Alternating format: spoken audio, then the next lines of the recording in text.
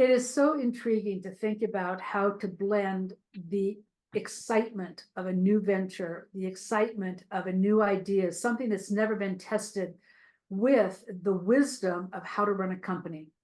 One of Sam Bankman-Fried's major mistakes was that he decided he couldn't trust anybody over the age of 30 and was unwilling to be disciplined by the structures that we know count for having an excellent company.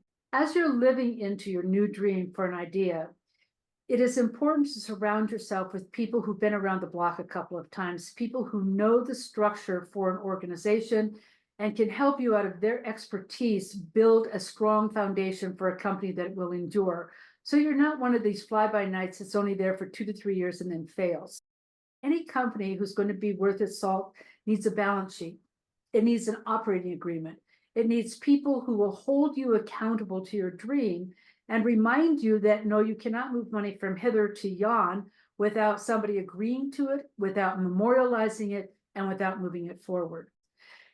In doing this process, however, you have to have discernment. There are times when you will get the older generation who sees you as a way to manifest their own wealth as opposed to manage you.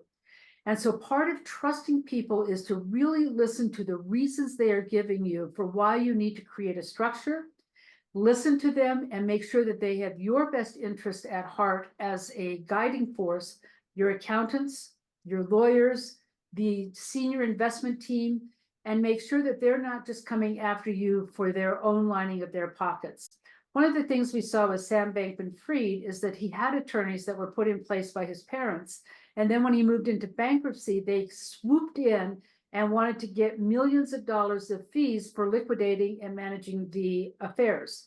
They, however, did not take the time to manage him while he was working with his money and working with his company.